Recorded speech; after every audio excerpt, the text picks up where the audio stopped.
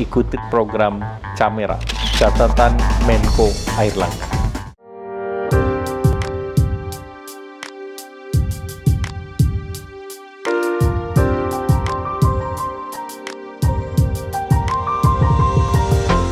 Si petahana maju periode kedua, Pak Agung jadi wakilnya.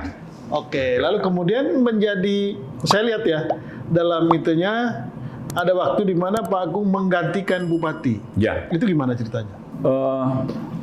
Atas perintah undang-undang, di mana apabila bupati berhalangan tetap itu apa, meninggal atau dia ditahan. Oh, ditahan. Karena kasus korupsi gitu ya. Akhirnya atas nama undang-undang saya diperintahkan menggantikan. Itu berapa lama? 3 tahun enggak ya. Oh, 3 tahun. Ya lumayan lah. Lumayan ya. Banyak hal yang saya bisa belajar lah dari teman-teman birokrasi gitu. Nah, setelah jadi bupati 3 tahun itu langsung main ke DPR pusat?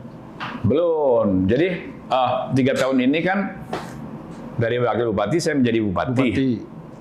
Kan ada pilkada berikutnya. Oh iya. Oh, main dulu. Ya kan? Pilkada. Saya ikut kompetisi di pilkada berikutnya gitu.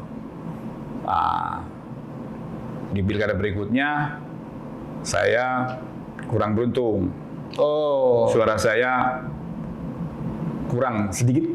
Oh, kalah dari pesaing waktu itu ya? Ya, jadi kalau di pemilu itu kan kurang sedikit sama lebih sedikit.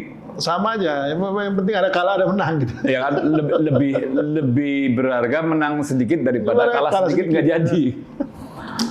Tapi ya banyak hikmah di situ. Ya kita boleh berencana banyak, tapi rencana Tuhan saya yakin pasti lebih baik. Oke. Dan saya bangga, meskipun modal saya tidak banyak, tetapi saya mampu memberikan perlawanan yang cukup, hanya selisih berapa persen gitu loh. Gitu, sehingga barangkali itulah yang bisa jadi bekal modal saya. Tetapi karena habit saya ini memang selain senang berkawan juga di politik udah saya tekuni ya. Sehingga keluarga merestui, anak istri merestui, kemudian kebetulan dari DPP partai politik juga, dari Partai Golkar juga memberikan mandat kepercayaan untuk ikut pemilu jadi caleg DPR. DPR ya. Nah sekarang Mas Agung sudah di DPR dan ada di Komisi 2 ya. Ya. Nah sekarang kesibukan di Komisi 2 sekarang ini kan ini masa di mana Komisi 2 yang paling sibuk karena sebentar lagi kita akan masuk pemilu. Sekarang sibuknya apa nih? Yang lagi tren, bahkan kita dituntut kejar tayang ya, itu adalah mempersiapkan bagaimana regulasi maupun proses tahapan pelaksanaan pemilu serentak di 2024 ini bisa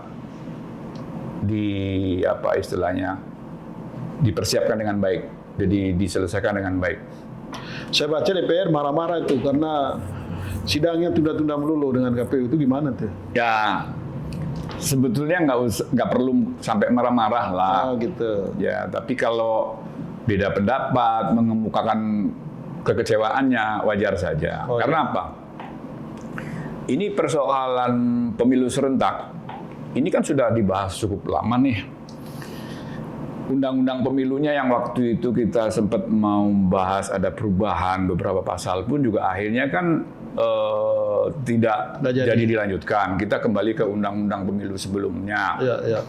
Lah, kita di Komisi 2 pun juga nggak mau kecolongan, kita bahas sejak awal.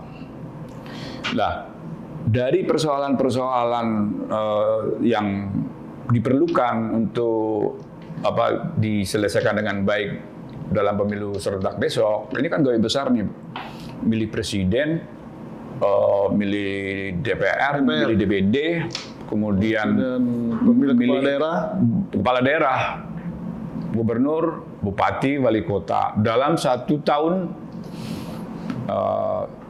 Cuma beda ini aja ya. Beda bulan aja. Ini kan gawe besar, sehingga harus dipersiapkan dengan apa yang penting, persiapan yang paling penting sekarang dilakukan itu apa? kemarin kita Kalau sudah undang-undang kan nggak ada perubahan kan? undang-undang nggak ada perubahan. Jadi firm pelaksanaan pemilu serentak Untuk dilaksanakan Pilpres 2024. 2024. Untuk Pilpres Pileg 14 Februari. Oh, Februari. Kemudian Pilkada November ya. November ya. Kemudian kita sudah membuat daftar inventarisir masalah. Oke. Nah ya, daftar inventarisir masalah itu ada 5 isu krusial. Oke. 5 isu Ini krusial. dalam rangka menyusun ini ya aturan turunannya ya. Ya, jadi kita tetap menggunakan undang-undang pemilu yang lama, tetapi diperlukan aturan turunan Ya, aturan. berupa PKPU, Betul. peraturan KPU dan peraturan Bawaslu, Ya, ya kan? Dari PKPU dan Bawaslu ini ada 5 isu krusial. Oh, apa aja itu? Yang pertama yang paling penting adalah terkait dengan anggaran. Anggaran. Anggaran KPU saja ini mengajukan sekitar 76 triliun plus ya. Ini untuk Untuk KPU aja. ya, maksudnya ini untuk 2 pemilu itu. Ya. Pemilu presiden, legislatif, dan juga Just only pilkada. pemilu presiden sama legislatif. legislatif. Oh gitu. Kalau pilkada itu kan rejimnya daerah. Daerah ya. Ya walaupun Ada supervisi lah, ada ya, supervisi dari pelaksananya daerah pakai DAU, tapi kan nanti menggunakan APBN, ya kan. Nah ini yang 76 triliun lebih ini khusus untuk Khusus pemilu untuk itu, ya. presiden dan legislatif. Nah memang bukan untuk tahun anggaran di 2024 saja, tetapi multi years karena tahapannya sudah mulai sejak tahun 2022 ini. Verifikasi faktual partai politik peserta ya. pemilu, ya, yang konon ada 75 partai politik atau gimana itu kita belum verifikasi.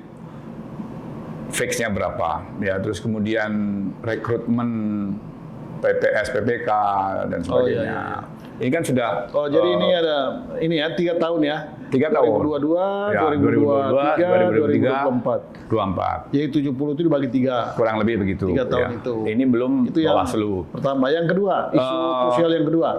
Sebentar, yang pertama ini kenapa menjadi besar juga, di samping akumulasi 3 tahun, juga ada kenaikan insentif untuk tenaga ad hoc di lapangan. Oh, yang petugas di PPK. Petugas di lapangan. Oke, ya. Mulai Karena dari itu berat sekali. TPS, BPK, ya kan? Ya, ya.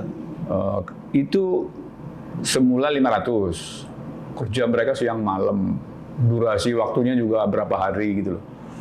Sehingga kemarin timbul banyak korban, ya mungkin karena kelelahan gitu kan, dan juga banyaknya belangko aplikasi yang harus ditulis gitu kan, itu yang benar-benar menguras tenaga.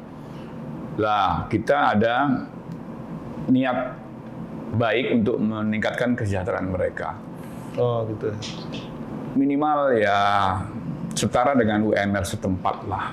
Jadi semula 500.000 menjadi 1.500.000. Nah di sini berarti ada ini yang menyebabkan juga pembengkakan. mau bengkak. Oke. Jadi soal anggaran ya.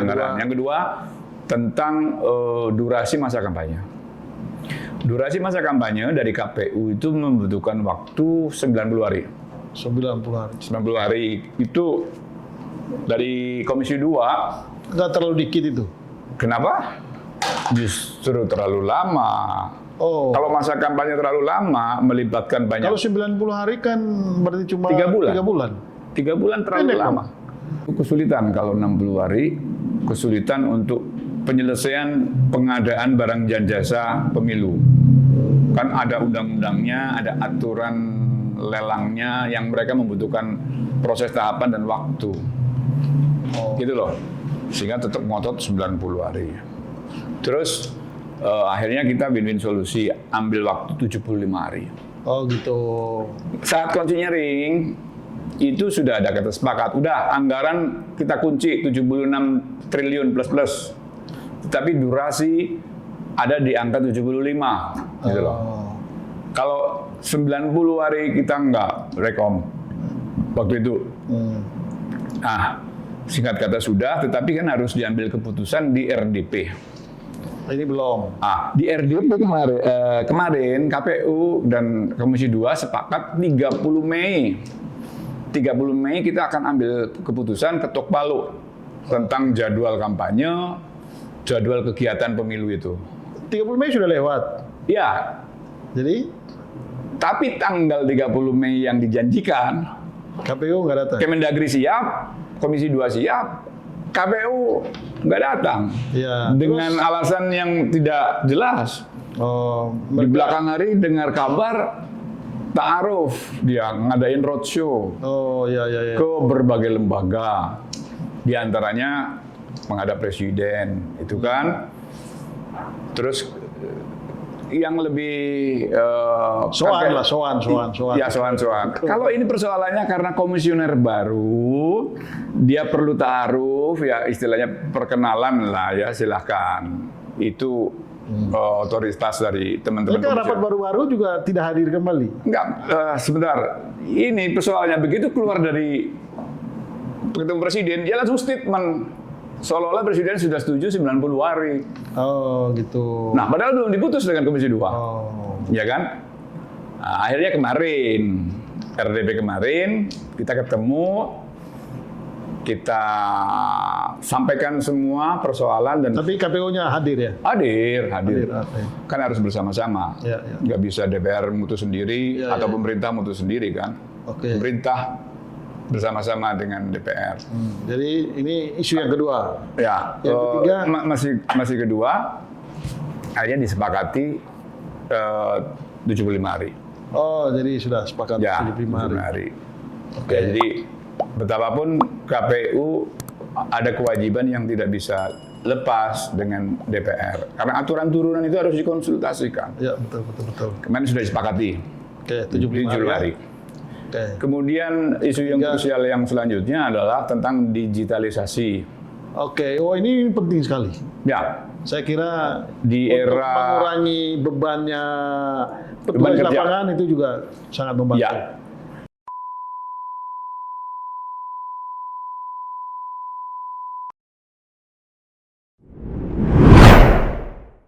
Ikuti program Camera, catatan Menko Airlangga.